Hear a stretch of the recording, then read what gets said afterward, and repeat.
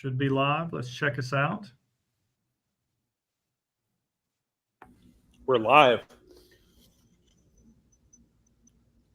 Give it some time, let everyone roll in. Yep.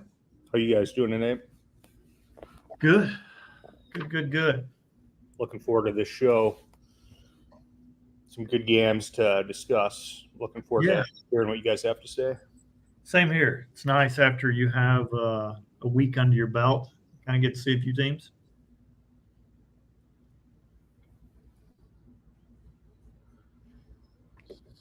Alrighty. Looks like we got critical mass. So, hey, welcome in everyone to the NFL Week 2 preview show with Uncle Phil and Smooth Andy. Thanks for joining us. Smooth Andy, Uncle Phil. Looking forward to the show. Any initial thoughts before you guys jump in?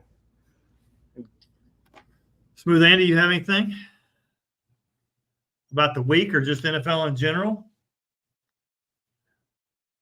You're muted.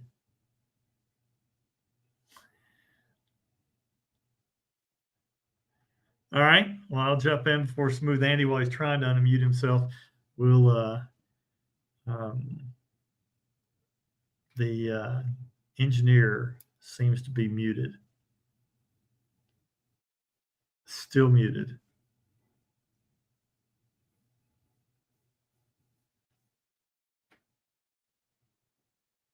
Not muted on my end. Yep. Nope. Well, Smooth Andy, just jump off and then jump back on if you can. I think, it's probably the issue. Yeah, maybe try to reboot. Anyway, for me, I look at it like, I felt like, I went 4-4. I went 3-4 in the notebook, and then I went 4-4 overall in NFL because I had Thursday as well. I had the Chiefs on Thursday.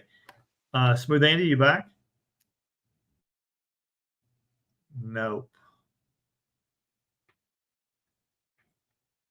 You're so muted. All right. So I went 4-4 overall, and quite candidly, I kind of felt like that was a victory because there are 8 new coaches and 8 new quarterbacks out there that were starting. And, man, the first week was a lot of a guess, except for the Chiefs game, right? Because you still had same coaches, same quarterbacks. We'd seen those. I mean, Baltimore experienced, a lot of loss in free agency. Especially the offensive line. And so you're kind of interested to see how that went. Some new pieces on defense as well, without Mike McDonald, big one as well. So that was a little bit of a difference for me in doing that. But the rest of it was kind of a new deal. Look at Philadelphia, look at Green Bay. That was you want to see if Jordan Love could take an extra step. I didn't see the extra step from Jordan Love. As a matter of fact, it looked like he kind of regressed from last year. So I'm not sure what Green Bay is going to do now. I mean, obviously he's not going to be in for a while, but I am curious as to how those games will go. I think there's still a lot to be seen. I still think that the very first 2 weeks of NFL, the very first 2 weeks of college, that Vegas counts on you as a public to think about. They want you to think that teams, they want you either they either want you to overreact to week 1, or they want you to think about last season as the same. Smooth Andy, are you live? Yes, I think I'm back. I had Perfect. I had to unplug the microphone, and even the camera stopped working for some reason. So I'm back to my primitive technology that I had already on my desk. So yeah, anyway, I'm here. Well, I'll figure it out at some point. I don't know what happened there, but here we go. Yeah, I'm in a hotel in Detroit this week, and that's why you don't get to see my normal background. So hotel room, Marriott overlooking the Detroit River. So not a bad view. So I'll take it. Smooth Andy, I just kind of discussed a little bit of what I thought about going into week 2. I felt like that that Vegas, I try to always think about what Vegas wants out of this. They want you to overreact to week one, and they also still want you to think that teams are just like last year. Do you have any thoughts about week two, about what you think of going into this week? Well, I'm excited about some of these games. I'm normally excited about football, but last week I was wary because we were going in with so little information. This week I feel I'm seeing a lot of lopsided betting. Now it's only Tuesday, so you see something that says it's 85 to 15% kind of thing. It's early days, but if these are as lopsided bet at the end of the week as they are now, I'm gonna be pretty excited about this weekend because you know how much I love to fade the public. So, but there are a lot of metrics to pick up between now and then. But what I'm seeing this week is very promising. Put it that way. So good. I love to. Well, let's get into it. I've written down the games. I've made some guesses. I don't know the actual lines, but let's go game by game, and you run it as always for this show. Okie dokes. Starting off on Thursday night, Buffalo at Miami. Buffalo 1-0, beat Arizona 34-28. Miami 1-0, beat Jacksonville 20-17. Spread or opener, or spread or total, whichever one you prefer. Yeah, for me, I wrote down. I put down Miami favored by 2.5 and put a total of 49. Okay, the total opened 50. It's down to 49. This is as of yesterday, by the way. It might have moved a little since then, but as of yesterday, 49. I haven't updated the spreadsheet today. The point spread, you said 2.5. I said 3.5 for Miami. It was 1.5 when it opened. It's 2.5 now. Okay, so I'm kind of right on that one, or right at least where the public's on right now. Buffalo's typically owned this series with Miami. This is. I feel like that against Tua, they're 11-1 in this series. So it's an interesting deal that Miami's actually favored, given their history. What are your thoughts as to why Miami's favored? I mean, it's, for me, the angle that I look at is I see a northern team coming south. And I see that, Miami is really tough to play in September because of the humidity. I think it's a really, really tough game. Buffalo had some injuries.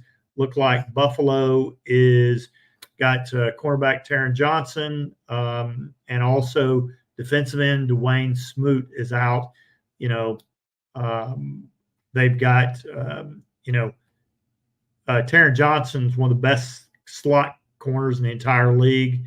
They've already lost Matt Milano, Jordan Poyer, Micah Hyde are no longer there. So Josh Allen's going to have to be basically a man possessed and do it all. I do like Keon Coleman, but it's really, really tough. I feel like they're going to have to outscore people this year. Yeah. I honestly look at this game the way that when we were reviewing this division, the way that we looked at it, we saw Miami is better than Buffalo. We saw Buffalo as a possible regression candidate without Diggs, among other people. I think that's probably why Miami is favored. I think it's right to have the home team favored here. At the very worst, they're more or less even. And if your point is correct that you mentioned a couple of weeks ago, if they're doing 1.5 point home field advantages instead of 3 now, then we're going to see a lot of, you and I are going to have to adjust because I'm still on 3 in my head. It's just reflex at this point. So this is basically saying Miami is a 1 point favorite at a neutral based on the current spread using the 1.5 point home field advantage. Yep. So that sounds about right to me. Yeah, no, interesting. Should be an interesting game. I'm excited. It's a great way to kick off the week for sure. Really, I also talk about weather. There's really no weather in these games this week. It's September. Miami has the biggest chance of rain. It's only like 22%. Thunderstorms, winds are going to be calm though. So, won't affect field goals, deep passes, anything like that. So we should be good. Interesting game. I'm trying to think if there's anything else that I want. Let's see. Josh Allen had 271 yards, total yards, 4 TDs. He tied Steve Young with most games with 2 passing and 2 rushing TDs in the same game. Both have 4 in their career. Seems like Josh will probably pass him this year because, again, their lack of weapons. As much as I like Keon Coleman, they're still without weapons, and he's going to have to do it all. So I'm really concerned with Miami. Raheem Mostert's out. Devon Achane, he practiced today. He's got an ankle injury. Looks like he's going to be a game time decision, but that's about all the feedback there. But I just don't think Arizona was an anomaly in that. I think Arizona scored a lot of points. Buffalo scored a lot of points. I think that's why Buffalo, certain teams have a certain way to win, and I think that's what they have to do to win. I think that, like Chicago, Caleb Williams is still learning, even though he's got lots of weapons. His accuracy is really poor. He looked bad in the first game, as most rookie quarterbacks do. But again, he was less than 50% accurate in preseason. He was less than 50% accurate his very first game. He was less than 50% accurate in some USC games last year. I think he's going to continue to struggle, and I think that's going to be an issue. So I think that certain teams either going to rely a lot on defense. I think Buffalo is going to have to rely a lot on Josh Allen. Yeah, this I'm looking at the injuries for from Don Best for this game. Buffalo's got 8 players out. Dwayne Smoot, Teron Johnson, Shane Buechele. You mentioned some of these already. Terrell Burgess, D. Delaney, Yep. Darrington Evans, Travis Clayton, and Matt Milano. And Miami has 1, 2, 3, 4, 5, 6, 7, 8, 9, 10, 11, 12 players out.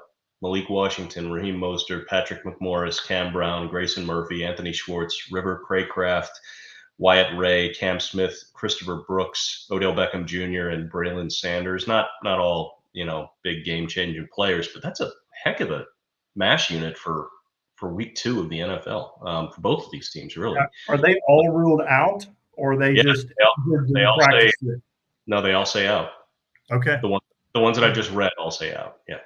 Well, welcome to the NFL. It's a very physical sport, and part of the reason why we love it, right? It's gladiators hitting each other, and I just don't think if it were flag football, we'd have this much passion about it. And it's part of the deal why we love it. But the injury rate in the NFL is 100% of any player. So, all right, well, let's move on, man. Okay. Next game is Las Vegas. Oh, it's a first 1:00 game on Sunday. Las Vegas 0-1 at Baltimore 0-1. Vegas lost to the Chargers 22-10, and Baltimore lost to Kansas City 27-20. Yep. No weather again for this one. I put Baltimore 7.5, and I put a total of 46. Okay. You said 7.5. I said 6.5. It opened 8. It's up to 9.5. So I undershot this one. And then the opener, the total, you said 46. It opened 42. It's down to 41.5. So 41.5. Yeah, not a lot of belief in the offenses on these teams, which is a little surprising. But yeah, that's that's a pretty low total. Yeah, I would agree. Interesting. Let's see. I feel like Baltimore, I just wrote some notes down. So Baltimore's got the best receiving core in years. I really thought Gardner Minshew had a really good game the other day. He was 25 of 33 for 257 yards. But the problem is they only ran for 71 yards, while the Chargers ran for 176 on the ground. Baltimore's O-line looked very questionable to me against Kansas City. Obviously with 3 new starters, you certainly need to see some more of them, but I'm concerned. And, and again, you got a defensive head coach in Antonio Pierce that's making decisions on the actual on the game, and and sometimes the rookie coach gets kind of nervous, and you saw that they had the ball 4th and 1 on the Chargers 43, and he elected the punt with 7 minutes left. That was terrible. Down 6 points, and that cost them the game. So it's we talked about it before. It is situational coaching when you get in those critical moments, and it's what you sometimes lack when you have a defensive head coach or just not a very good coach. It's differences. It's the difference between NFL teams. It's not like college where some teams come in off the bus and you're like, oh, they're just bigger.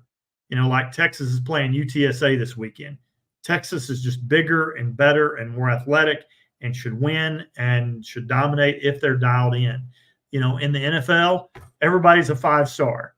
Everybody's a 5-star, and so the difference in scores is inches, not feet. And you have to have coaches that make good decisions. So, for me, this one is, this one falls right into my wheelhouse of like when I look at games and I go, better coach, better quarterback, and I'll take that all day long. Now 9.5 is a lot to swallow for me.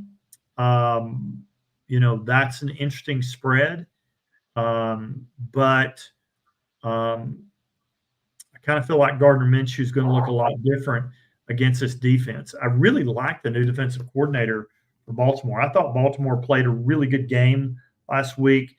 Kyle Van Noy went out with an orbital bone injury. I'm sure he's still out. I don't know how long he's going to be out, but that's a big loss for them. But again, the defense still looked good. Didn't look like they missed a beat to me. Yeah, I agree. Still a lot to learn about these two teams, I think, and we'll see something this weekend. But you're right, that's a big number. It's not double digits yet, but it's close. Yep. We'll see. Yep, absolutely. All right, let's move on. Yes, sir. Let's move on. LA Chargers 1-0 at Carolina Panthers 0-1. Chargers beat Vegas last week. We just mentioned that 22-10, and Carolina lost to New Orleans 47-10. Gotcha. I put down the Chargers favored by 6.5 and put a total of 41. Okay, I really botched this one. Actually, I have one that's pretty bad later too. I said 2.5 for some reason. I just wasn't very impressed. It's early. Yeah, what? It's early in the season, so our guesses are probably going to be off pretty good on some of these games. Yeah, it's just the Chargers being the road team. I just thought, do I want to go above a field goal? And the answer should have been yes, but I didn't. I stayed at 2.5. You said 6.5. It opened 5.5. It's at 6.5 now. Total, you said 41. It opened 39.5, and it's still there. Last I checked. 39.5. Yep. Well, I mean, that kind of makes sense as well. Chargers are more of a run-oriented team. Carolina doesn't seem to, I think it's just really fitting. I mean, it's really kind of interesting how Bryce Young, his very first play at Carolina, very first pass by Bryce Young is an interception. And it just gets worse from there. I'm just like, this is just comedic as best. And I think I put it out in the video yesterday that I've never seen a play where one of the offensive linemen for Carolina, he tackled and sacked Bryce Young. There wasn't a Saint around. They just kind of got mixed up. He was blocking. Bryce Young came in from the back. He didn't know where he was. He turned around with his arms, and he just kind of clotheslined Bryce Young accidentally and sacked him. And it was the most unbelievable play I think I've ever seen. I'm just like, this just really kind of sums up and epitomizes what's happening. I think New Orleans scored. I think, on 8 straight possessions. I mean, it was just I mean, this looked like preseason, Yeah. right? I mean, it was, just kind of a bad look all the way around. Let's see. They weren't competitive. I mean, the game was over at halftime. So, on the positive side, on the Chargers thing, I really like some things about them. Um, I mean, we talked about coaching and how it mattered with Antonio Pierce, and how Chargers. We talked about it in our podcast before we started the season, where the Chargers were just horrendous in one-score games, and I mean, I like when you push back, but you push back and said, hey, sometimes it's just luck how the ball bounces, but it's just like, the Chargers were in a one-score game in the fourth quarter, and guess what? They won this one. They had Harbaugh as a coach. You had Antonio Pierce as a coach for the Raiders. They did that, and the Chargers in their previous 10 games where they didn't score over 22 points, they scored 22 points this time in their win versus the Raiders. In their previous 10 games where they didn't score over 22 points, they were 1-9. Immediately Harbaugh, there's a lot about the defense. Yeah. Yeah. I mean, so it's different. I feel like the Chargers feel like they were a team that didn't have any identity. I feel like now they do have an identity. They're certainly a hard-nosed running game team. He's a hard-nosed running team, and he's a clock management guy. So I felt like both those things came through for the Chargers during this game. I just, for me, I also saw that only Houston and New Orleans had more rushing yards than the Chargers. So, man, I liked what the Chargers did. Really excited about them. I don't want to spend all day. We're on this.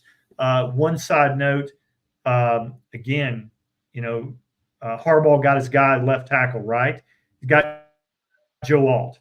Joe Alt didn't give up a sack or a pressure, and he was lined up against Max Crosby sometime, who is one of the most terrifying guys to be lined up for in the NFL. So, excited about what the Chargers are. Hopefully they can reach the potential.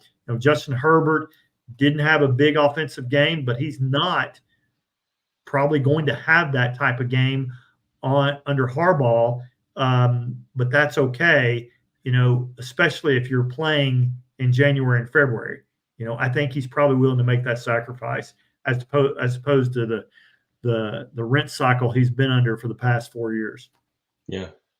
Yeah. I don't even want to talk about this one anymore. If that's okay.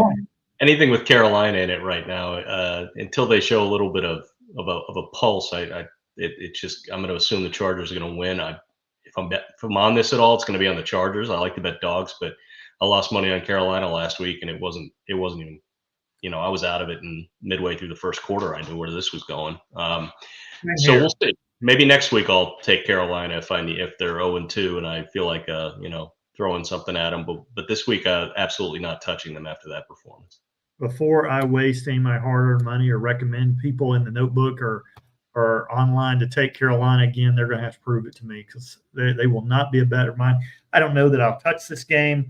I think I'll be interested to see how the Chargers go along. I hate to take a road team, especially a West Coast team going to East Coast at 1 o'clock. But if I took this game, I'd take the Chargers too, but it probably is a stay away game for me. Mm-hmm. Okay. Yep. Next game, third game in the 1 o'clock window. New Orleans 1-0 at Dallas 1-0. New Orleans beat Carolina 47-10. Dallas beat Cleveland 33-17. Cleveland did announce that Deshaun Watson will start, which I was a little surprised, because even though I know he was atrocious last week, I didn't realize that was already being discussed. Otherwise, it's early in the year, but so they announced today he'll be the quarterback this Sunday. So there you go. It's very interesting. Speaking of Deshaun Watson, let's not get off on too big of a tangent on him, because again, we got 15 other games to discuss, but or 14, or 13 rather. But anyway, we've got.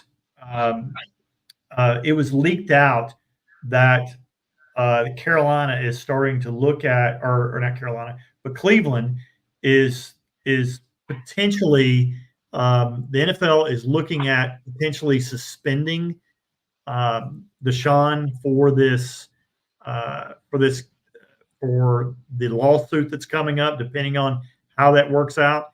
And if there's a clause in his contract that if they can get him suspended, that they'll get out of half of his guaranteed money and not be so anchored to his terrible contract. And of course, when you have teams that are, this is the 26th lawsuit that's been brought against him. I mean, the other 25 didn't matter. And so the reason why this matters is because he plays bad. If he was playing good, you wouldn't see that leak in the press.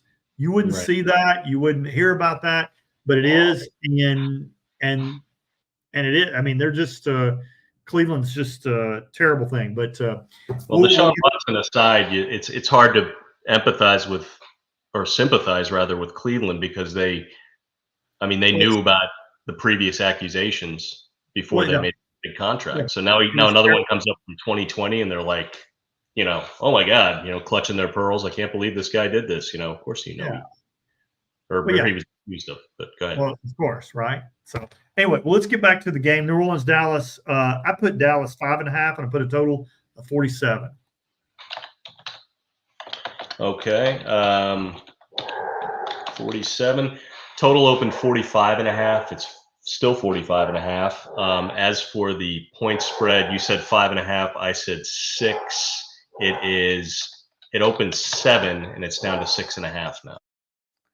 Look, I mean, both these teams, again, Dallas played a bad Cleveland team, and New Orleans played a bad Carolina team. I'm not sure we exactly still know who these people are. I thought Zimmer did a heck of a job on Dallas's defense. New Orleans, Derek Carr has a new offensive coordinator, and it shows. I mean, his offensive coordinator, I think he came from San Francisco, and it looks like a perfect fit. I think that was the best I've ever seen Derek Carr look. Look, I was on that game. I could only stomach watching about a quarter, and I saw the way that was going to go, and I jumped off of that pretty quick. But like I said, I do like Dallas. I do like Mike Zimmer for Dallas's defensive coordinator. It looks great. I like the way. I mean, he's completely weaponized Micah Parsons.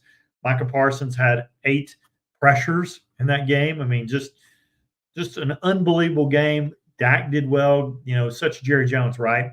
He announces the contract right before kickoff, so Jerry could steal the news, all the news flashes, and have Dallas. He's, sometimes I think he's not a great GM, but I do think that he is a marketer extraordinaire. Just really outstanding. Has a knack for timing. I don't know how this one goes. I probably lean toward Dallas on this one, but I'm not sure. What do you think about it? Yeah, I think one thing that I'm not quite ready to anoint Mike Zimmer as being a great defensive coordinator again yet. I'm still not sure whether it was Cleveland being bad or Dallas being good on defense. Was Cleveland's protection just all messed up, and that's how Micah was eating them alive all day? We'll see. I don't mean to say that I'm pessimistic. That was a good performance, but give me 2 games at least, especially since the guy's been on the couch for like 2 years. Let's not quite say they found their new guy. Same with New Orleans. They were playing Carolina. Although they did put 47 up on Carolina's defense, it wasn't Bryce Young's fault, that part, except for them getting so many possessions because of him. So, yeah, I'm still going to say wait and see on these guys. But I do agree. New Orleans, I don't remember the last time they looked that impressive on offense. It would have been under Sean Payton and Drew Brees, I guess. So we'll see. And I'm with you. I think Dallas Makes a lot of sense. It'll be interesting, though. I mean, what if New Orleans turns out to be for real? That was a team that I think you and I both agreed in the South, in the NFC South, that we both had sort of as the bottom team in the conference, next to Carolina. Sorry, third team in the conference behind Atlanta and Tampa, right? Look, that was the odds-on betting favorite in Vegas that Dennis Smith would be the first. He'd be the first coach that would be fired this year. And looked anything like that. Looks like that they could certainly contend. Look much better than the Falcons. We'll get in them last, but again, the new coordinator for offensive coordinator for Derek Carr is former 49ers passing game specialist Clint Kubiak, and looked really good. Derek Carr looked good. New Orleans just cleaned up a little error in the back. New Orleans scored in their first 9 drives with Carolina. Not that it matters, but. Right. Interesting deal. Well, what better thing for you if you're a coach on the hot seat than to see Carolina on the road coming to visit you in game 1 of the next season? I mean, that's a gift. You know, that's pretty bad. I mean, how happy would you be if you were a coach like him and you're thinking you're going to get fired any day now and you get to play them first? That was great. So, yeah, I think this is going to be a good. Let's good move game. on to. Let's move on to two teams. Another 2 teams that did play well in the first game.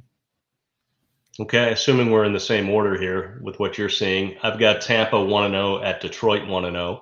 Tampa coming off the 37-20 win Washington, and Detroit coming off a 26-20 win over the Rams. I've got Detroit favored by 4, and I've got 48.5. That was my guess. Okay, you definitely did better than I did on the point spread. You said 4, I said 3.5. It opened 5.5. It's up to 7. That one really surprises me. I know everybody likes Detroit this year, but that's a lot of points, and Tampa looked pretty good. As for the total, you said 48.5. It opened 48. It's 51 now. 51. Yeah, I'm not real surprised. I mean, Tampa Bay's got some injuries, especially on the back end. They've got could be down 3 guys in the secondary. Antonio Winfield Jr. broke his foot. Certainly a candidate for the IR.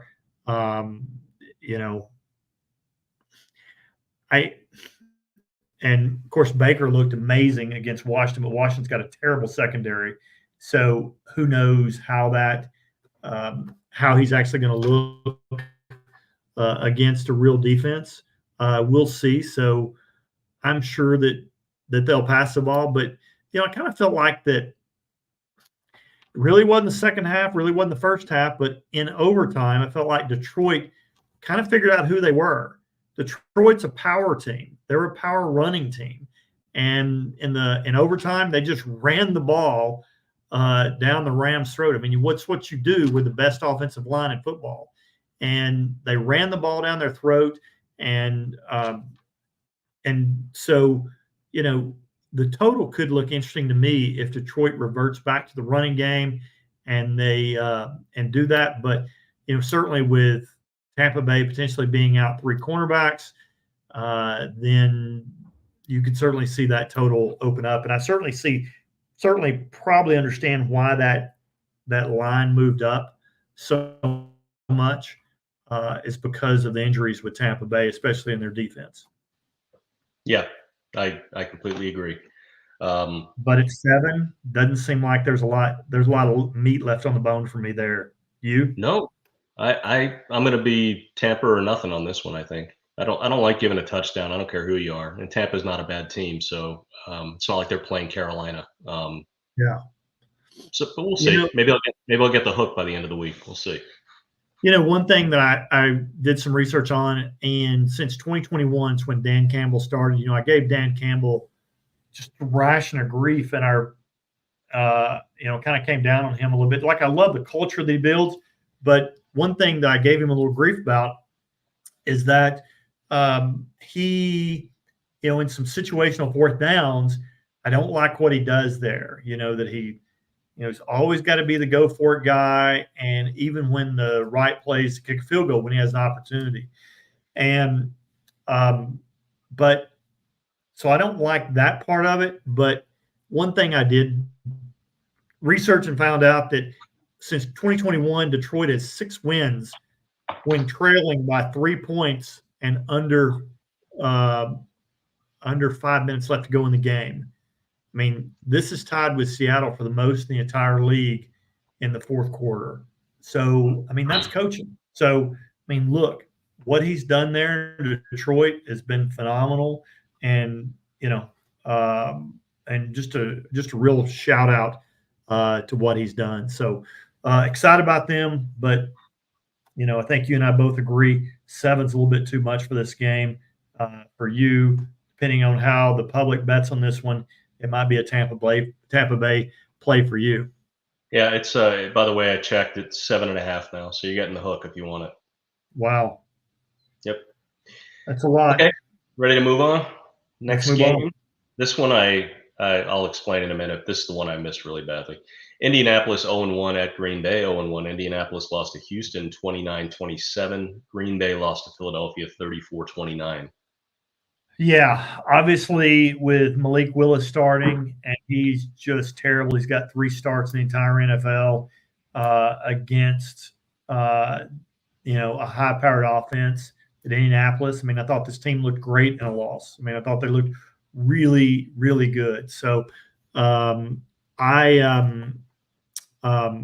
think they should have won the game. I mean, there was, Anthony Richardson missed 2 passes that could have been touchdowns in that game. I certainly think that they could have won the game, probably should have. This is a game that I absolutely know. I mean, I'm guessing I put it at 2, Indianapolis -2, but I know that they got to be favored in this game because of that, just because this is going to be a tough row for Green Bay without Jordan Love. And I put the total at 45. Okay. The total opened 41, still 41. I think that's reflective of the backup quarterback, at least in Green Bay. That's at least my read on it. It's maybe like when I did the line, I came out with Green Bay -3.5, and then I saw the line and I went, oh, that's right, Jordan Love's hurt. Like I just was thinking about team power rankings in my head and didn't even consider the injury. So I think that probably affected the over/under too. You mentioned your guess at the line was -2 Indy. I said -3.5 Green Bay. It opened 3 Indy. It's still 3 Indy. So the question is, do you think the other 21 players on Green Bay starting both sides of the ball can cover a 3-point spread against an Indianapolis team that is, to your point, looking pretty good, but we're not talking about the Chiefs here either. So we're not, but I think this is a tough game. I think this is a tough game. I mean, you're talking about a dome team going play on the outdoors, but right now in Green Bay is totally different than what it's going to be in December. And so this is going to be a great outdoors game for Indianapolis. It's not like Buffalo going south to Miami in September. I mean, this is going to play in great football weather for them, and this is just a bad spot for Green Bay. I mean, certainly I'll look at it, but I'm certainly leaning toward Green Bay in this one because I can't imagine that I mean, I didn't think Green Bay looked particularly good with Love in the other night, and Willis is definitely a big step down from him. So, we'll see. All right, let's move on. Next one, Cleveland 0-1 at Jacksonville 0-1. Cleveland coming off the loss to Dallas 33-17. Jacksonville coming off the loss to Miami 20-17. Yeah, I mean, look, Cleveland looked horribly bad. Deshaun Watson, he kind of feels like Russell Wilson to me. It feels like he's just washed, and I feel like Russell's washed. I feel like they're done, and Cleveland is saddled. You think the Russell Wilson contract was bad. I think they had like 85 million in cap space. They divided it over 2 years. Watson signed a 5-year, $230 million fully guaranteed contract, and they are stuck with that. And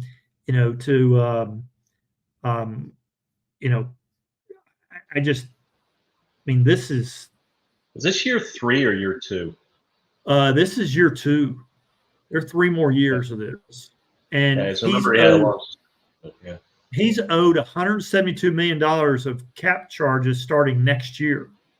And the cap space for a team is $270 million. And he's owed 100.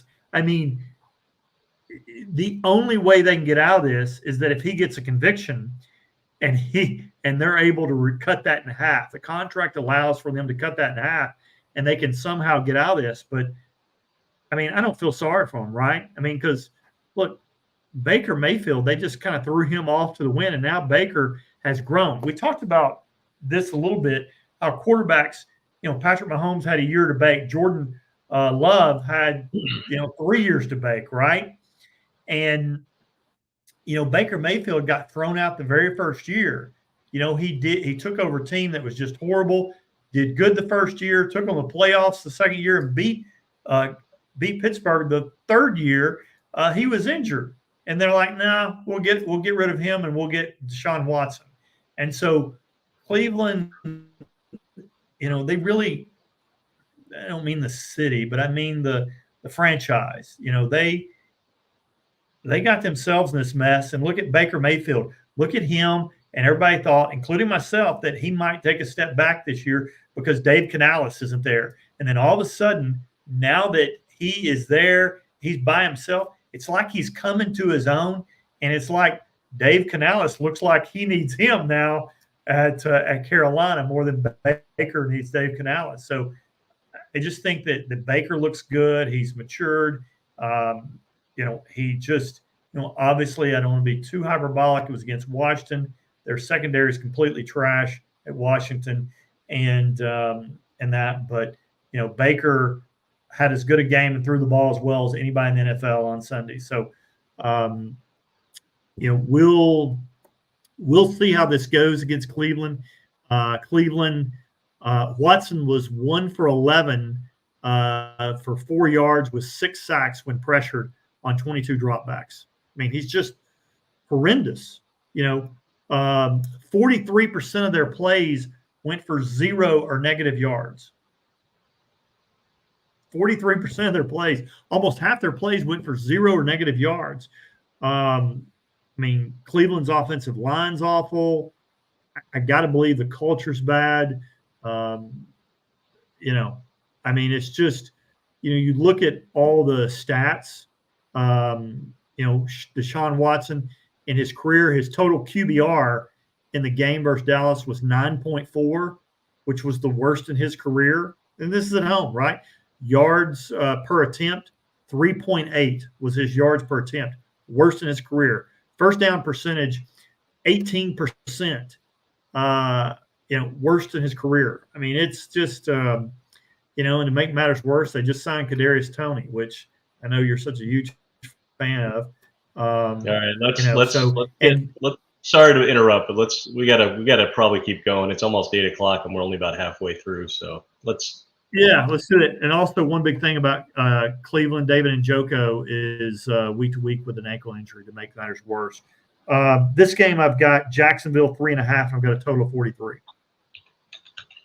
Okay, total opened 42. It's up or down to 41.5. And you said Jacksonville 3.5. I said Jacksonville 3. It opened 2.5. It's 3.5 now. So more or less. I just Cleveland can't cover on the road. I can't imagine, or can't cover at home. I can't imagine they cover on the road. But it does allow us to see. I thought Jacksonville was really good. Should have won that game against Miami. We'll see what they can do against Cleveland. Yep. Okay. Next one up is San Francisco 49ers 1-0 at Minnesota. The Vikings are 1-0 as well. San Francisco beat the Jets 32-19 on Monday night. Minnesota beat the Giants 28-6. Interesting game, really. I mean, San Francisco, they both beat what are bad teams right now. The Jets could improve. The Giants won't improve. The Giants are just bad, right? I put San Francisco 4.5 and put a total of 47. Okay. The total opened 44.5, and it's up to 45.5. I think you're shooting a little high on all these totals, and I think part of the reason might be that the word got out last year about all those unders hitting in the early weeks. They might have shaved those lines down a little bit. Also, I think last week the overs hit more than the unders, which was a complete departure from last year. As for the line, you said 4.5 on San Francisco. I said 3. It opened 5. It's up to 5.5. So 5.5. Yeah. The unders or the overs actually did win. They went 9-7 last week. Right. Yep. So you're right on that. Interesting game. Like I said, Minnesota's got a great roster. You can see what Sam Darnold looked like. Again, with everybody believed in this guy, and finally he got the right coach. Maybe that happened with Baker when he went to the Rams for a little bit and got Sean McVay's tutelage, and then went to Tampa Bay, got Canales, then developed on his own.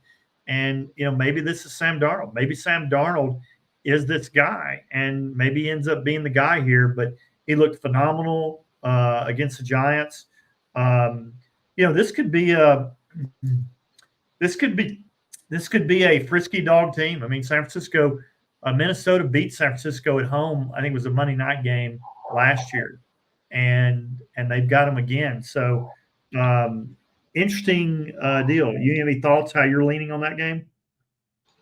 I always lean to the dog, just in my head, if nothing else. And I do think Minnesota was impressive last week, although, again, they beat the Giants. It's kind of hard to know what you really have when you beat the Giants. But good performance. I was impressed by them. I had the Giants in that game, so I was disappointed in how it ended up. But I thought you're right. Darnold was impressive. And I didn't expect that, although I knew it was possible. And we'll just see if he can keep stringing them together, especially against a much better team this week. We'll see about that. Totally agree. All right. Let's move on. Next one we got is Seattle 1-0 at New England 1-0. Surprisingly, 1-0 New England. Seattle beat Denver 26-10, and New England beat Cincinnati 16-10.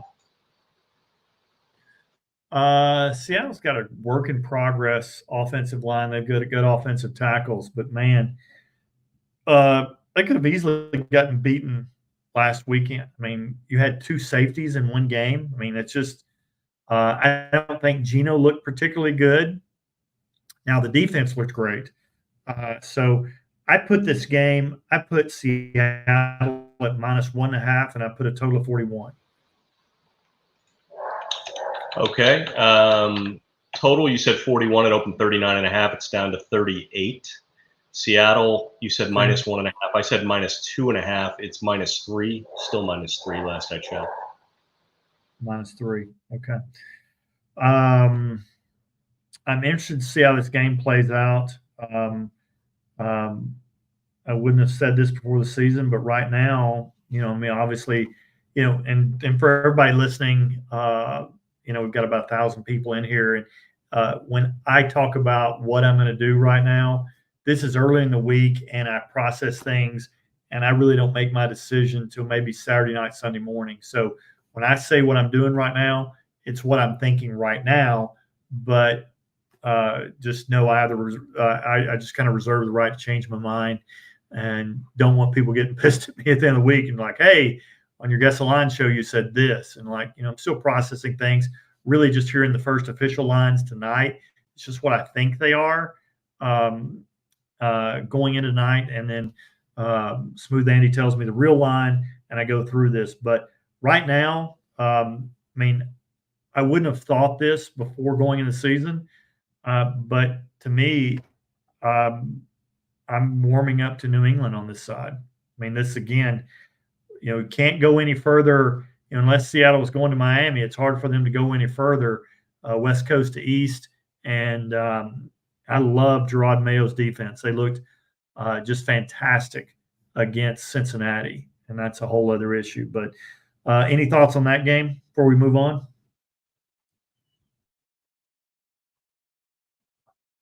You're muted.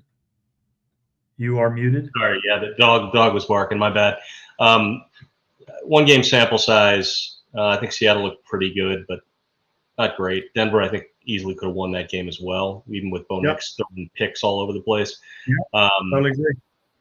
Yeah, New England was very impressive. What I'd like to see from them is this just their, hey, we love our coach, we're going to go out and give him everything first game thing. Once they Yep. settle into the drudgery starting week 2, Yep. arguably, are they Yep. going to be able to put in a performance like that? We'll see.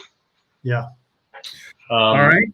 Next game, second to last in the 1 o'clock window, New York Jets 0-1 at Tennessee Titans, also 0-1.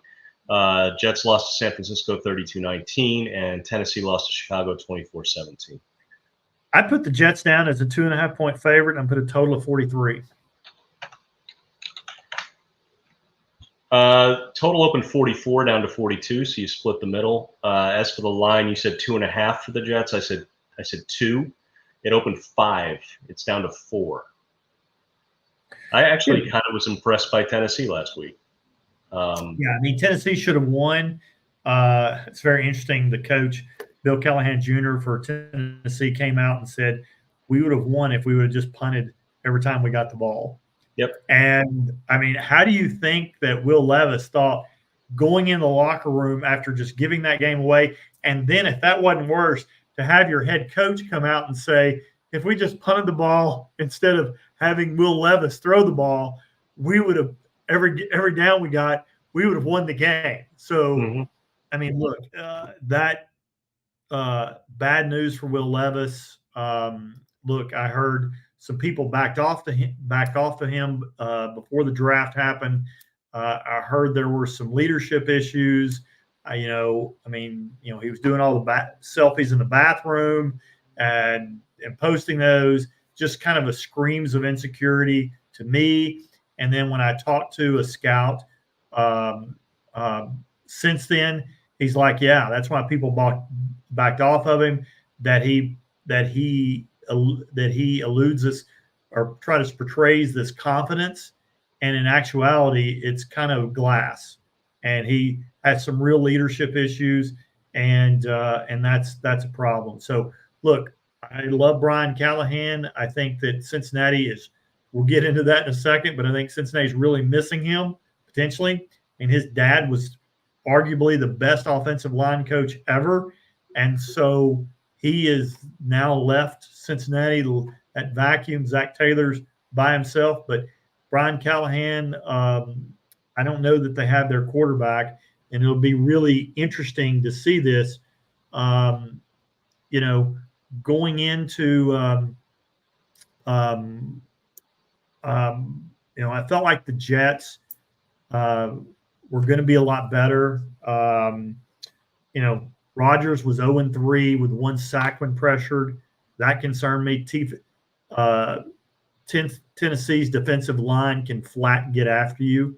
They're going to be more dominant than San Francisco's, and I think that that's going to be a problem. You saw Rodgers; he just kind of stayed in this 4-foot area and just kind of moved. If you're expecting the Rodgers of old, he's not there. He's just old at this point.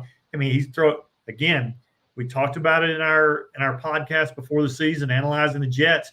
Probably the best thrower of the football we've ever seen. It's just when he's throwing the football, it's just so pretty. We threw that ball to Garrett Wilson in the start of the game. I mean, in a really tight window, just hits him right in the face mask. I mean, that's quintessential Rodgers. But he can't move. He doesn't have the mobility.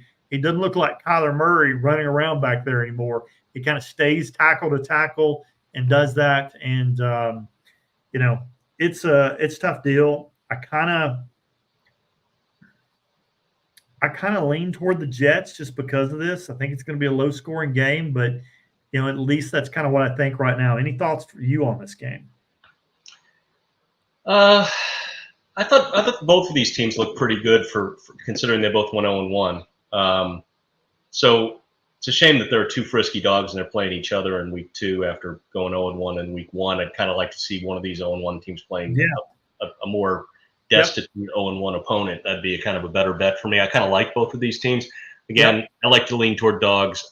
I think the Jets they played San Francisco. It's hard to judge them for losing by 13 on the road at San Francisco.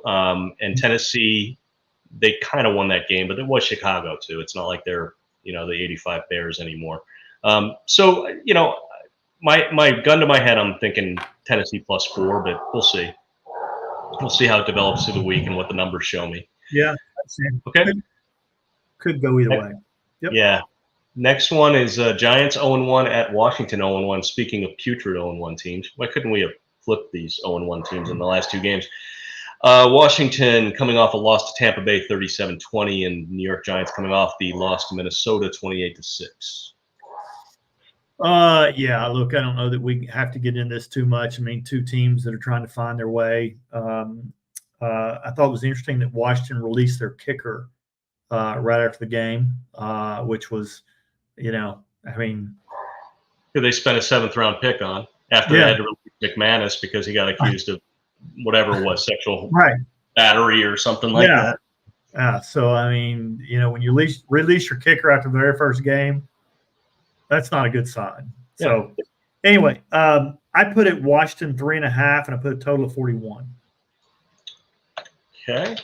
You said 41. It opened 41. It's up to 44. And Washington -3.5. I had him at 3. It opened 2.5. It's still 2.5. Okay. Two bad teams, I think. I was hopeful for Washington taking a step this year, but that looked like Dan Quinn's Falcons as much as it did Dan Quinn's Commanders. Yeah, I mean, between Washington's secondary and Daniel Jones throwing pick sixes, I think the total's justified going up. I understand why the public or sharps are all over this one, moving that line. Mm-hmm. Yep. Okay. Moving on, 4:05, the early 4 o'clock game. We have one of these. We have two of the later ones. LA Rams 0-1 at Arizona 0-1. Rams coming off a loss to Detroit 26-20. Arizona coming off a loss to Buffalo 34-20. All right. Look, this game's tough for me. I mean, I really like the way the Rams played, but the Rams also are just a mash unit on their offensive line right now. Tyler Higbee's out, as well, and Puka Nacua is out. He's on IR with a PCL. It's just a tough deal for me. I took the home team, but I wasn't real confident in it. I took -2, but what I was more confident about is the total, and I took the total at 49. Okay. Sorry, the dogs are barking again. I'm trying to mute collectively. The total, you said 49. It opened 49. It's 49.5. And you said Arizona -2. I said Rams -2. I honestly think, and this is probably based on last season, I just honestly think the Rams are still the better team. I think Arizona's getting on their feet, but we're not sure where they are yet. They were impressive last week, though. But I still think the Rams, McVay,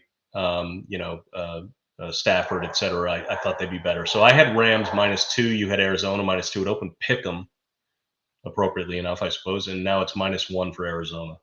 1.5, I beg your pardon. 1.5. -1.5. Okay. Interesting.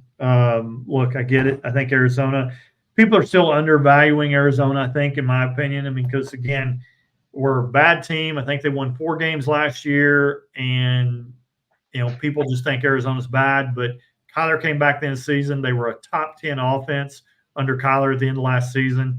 He showed again, could have easily won the game against Buffalo. There were a couple drop passes that receivers dropped for him.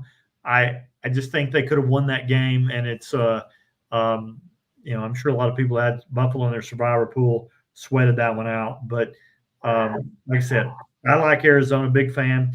But after watching Stafford and McVay, other than Mahomes and Reed, I just don't know there's a more perfect pair in the National Football League than McVay and Stafford. Stafford's unbelievable. Can throw it anywhere on the field while he's looking at it or not looking at people. And McVay, I think McVay is the best coach in football. I just do. I think he's unbelievable. I know that's saying something. Because you've got Andy Reid, and man, I'm high on McVay. I think he's fantastic. But any parting thoughts before we move on? Yeah, I wouldn't go quite there with McVay myself, but I think with Shanahan and Reed and even John Harbaugh, and you could argue Jim Harbaugh now that he's back, that's a tough list to top. But he's definitely a very good coach. Mm-hmm. Yeah, agreed. All right, man. Looks like you froze up. There you go. You're back. Okay, sorry about that. Okay, let's move on to the next one then.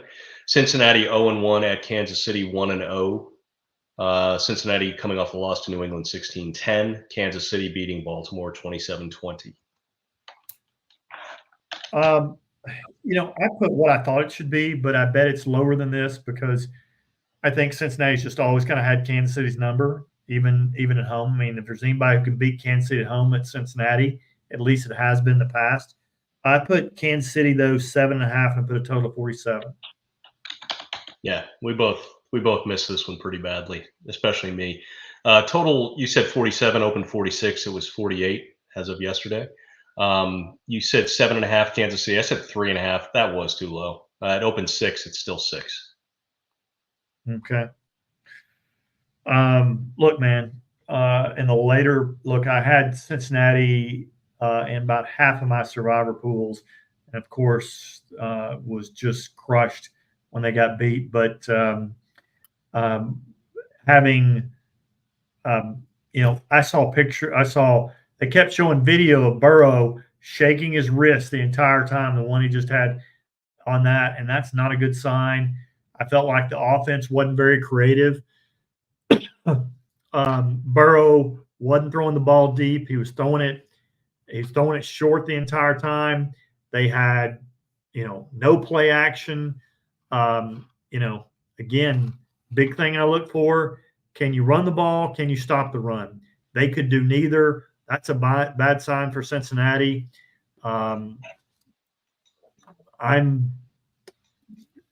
We'll see if they get it fixed, but I think this could be a bad year for Cincinnati. I mean, I don't think Burrow's healthy, and I think Cincinnati's cheap, and I think they gave up Joe Mixon, and he was just a bell cow for Houston, outrushed everybody.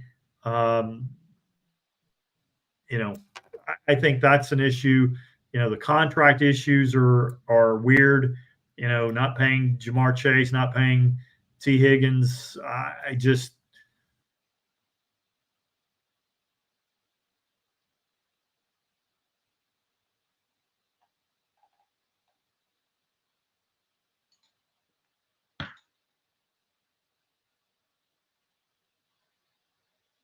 What about you? What'd you think?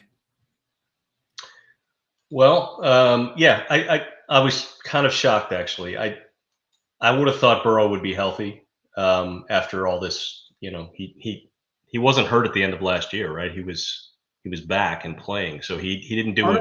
No. He was out the end of the year. I mean, he got hurt like week 12, 13, something like that, or Okay. 10, I thought he'd come 10, back. 12, and he was out the entire year. Okay. So he might be in the same situation that Cousins and arguably that Cousins and Rodgers are in, which is healthy enough to play, but not 100% in the sense that, in the two cases of those other guys, talking about Achilles issues. But so we'll see. I was disappointed by the way they played. I mean, obviously losing to New England wasn't a good look, but they really did look anemic. So we'll see. Yeah. I'd like to see a little more of that before I put any dirt on their grave. Yeah, I totally agree. But the good news for Cincinnati, I think they got one of the better backups in the league in Jake Browning. I mean, I thought I was really impressed with him last year. Mm-hmm. And I think if anybody can, if he needs to go have that wrist looked at again and have something tweaked and have them go back in and figure something out, then I think Jake Browning is more than capable of coming back. But I'm concerned about this weekend for them. Okay. All right. Well, let's move on to the last of the 4:25 Sunday games. Yep. Pittsburgh 1-0 at Denver 0-1. Pittsburgh beat Atlanta 18-10, and Denver lost to Seattle 26-20. Okay. I've got Pittsburgh favored by 2, and I've got a total of 39. Yeah, I'm going to need you to explain this one to me. Why is Pittsburgh favored? I think it's because of the defense. Because Bo Nix looked bad last week against. He had one horrible, two interceptions, one horrible. I think Bo Nix is just. I mean, he's getting thrown into the wolves right now. They have Seattle's defense, and then all of a sudden, which is Baltimore's 2.0, and then now to have Pittsburgh's defense. I mean, Pittsburgh's defense just looked nasty, and Atlanta's got a decent offensive line. And so I think this is a tough matchup for Bo Nix. I mean, it's great experience for him, but I understand why Pittsburgh's favored in this game because of that. Look, okay. I think that you called it earlier in the year. We talked about we were covering teams in our preseason preview, and we just talked about how Denver's roster wasn't that great, and you talked about that, and I just don't think they are. Look, I don't think Justin Fields is just a savior for Pittsburgh. Yeah, he didn't look great, but I think he's good enough. They're certainly coaching him. He had not one single pass over the middle against Atlanta. Not one. They were all to the sides. I mean, you could draw a big box. I even saw something out there. And so I'd stay away from those safeties too. They know what is. Well, yeah, but I mean, they know his limitations, right?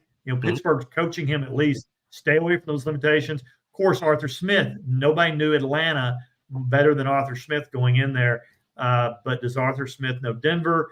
But I don't know if Denver can make Pittsburgh pay. I don't think that Pittsburgh, again, not sold on Pittsburgh. Don't think they're that great of a team in a lot of ways. But I think they're good enough to probably go in there to Denver and get this. But, again, should be a good game. I'm looking for Bo Nix, looking to see his progression. Week 1 to week 2 is when teams typically take a jump, and you kind of figure out who teams are or start to. And so I'm interested to see. I kind of know who Pittsburgh is. Pittsburgh has this identity that they have every year, regardless of the quarterback or the players. It's just who they are. But I'm really trying to figure out who Bo Nix is and how Denver's offense is going to be with them. So I've got 2 and 39. What was the line on this one? 30. Oh, sorry. It opened 2.5 up to 3, and the total opened 38 down to 36.5. Yeah. The total again seems appropriate. I feel like Vegas is really sharp with these totals, and I'm not surprised by the line either. But I mean, that's a lot of points. I mean, it is for this, but I get it. I get it. All right, let's move on. Okay, next game is Chicago 1-0 at Houston 1-0. Chicago coming off the win over Tennessee 24-17. Houston coming off the win over Indianapolis 29-27. Yeah. I've got this one. I wrote down Houston 6.5, and I took 45. Okay, total open 46. It's still there. Houston, you said 6.5. I said 5. It opened 7. It's down to 6.5. Okay. Yeah, I just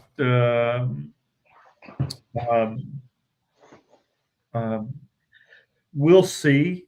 I mean, 6.5 is a lot of points in the NFL. But it's tough it would be tough for me to bet on the dog at this point.